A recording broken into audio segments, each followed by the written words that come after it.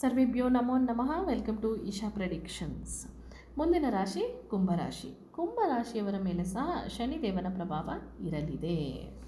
ಈ ವರ್ಷ ಅಗತ್ಯವಾದ ಬದಲಾವಣೆಗಳಾಗಲಿವೆ, ಹೊಸ ಅವಕಾಶಗಳು ಸಿಗುತ್ತೆ ಮತ್ತು ಆತ್ಮವಿಶ್ವಾಸದ ಬೆಳವಣಿಗೆಯನ್ನು ಸಹ ನಿಮಗೆ ತರಲಿದೆ.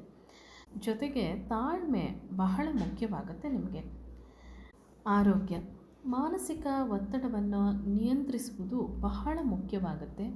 ಜೊತೆಗೆ ಒಂದಿಷ್ಟು ಸಮತೋಲನದ ಜೀವನ ಶೈಲಿಯನ್ನು ನೀವು ಅನುಸರಿಸಿದ್ರೆ ಒಳ್ಳೆಯದು.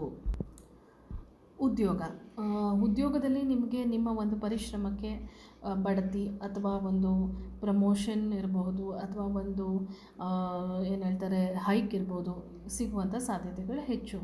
ವ್ಯಾಪಾರಸ್ಥರಿಗೆ ಹೊಸದಾಗಿ ಹೊಸ ಯಾವುದಾದ್ರೂ ಒಂದು ವಹಿವಾಟನ್ನು ಶುರು ಮಾಡೋದಕ್ಕೆ ಉತ್ತಮವಾದ ಸಮಯ. ಹಣಕಾಸು ಸ್ಥಿರವಾಗಿ ಇರುತ್ತೆ ಈ ವರ್ಷ. ಹೊಸ ಆರ್ಥಿಕ ಯೋಜನೆಗಳನ್ನು ಕೂಡ ನೀವು ಜಾರಿಗೆ ತರಬಹುದು. ಹೂಡಿಕೆ ಮಾಡುವ ಮೊದಲು ಎಚ್ಚರ ವಹಿಸಿ. ಕುಟುಂಬ ಮತ್ತು ವೈವಾಹಿಕ ಜೀವನ ಸಂಬಂಧದಲ್ಲಿ ಕೆಲವೊಂದು ಸಂಶಯ ಅಥವಾ ಒಂದು ಬೇಸರದ ಸಂಗತಿಗಳು ಉಂಟಾಗಬಹುದು. ಒಂಚೂರು ಎಚ್ಚರವನ್ನು ವಹಿಸಬೇಕು ಮತ್ತು ಸಮಾಧಾನದ ಮಾತುಕತೆಯಿಂದ ಎಲ್ಲವೂ ಬಗೆಹರಿಯುತ್ತೆ. ಪರಿಹಾರ: ಹನುಮಾನ್ ಚಾಲೀಸ ಪಠನೆ ಮಾಡುವಂಥದ್ದು ಮತ್ತು ಶನೈಶ್ಚರನ ದೇವಾಲಯಕ್ಕೆ ಹೋಗಿ ತೈಲವನ್ನು ಅರ್ಪಿಸುವಂಥದ್ದು. ಎಲ್ಲವೂ ಒಳ್ಳೆಯದಾಗುತ್ತೆ. ಧನ್ಯವಾದಗಳು.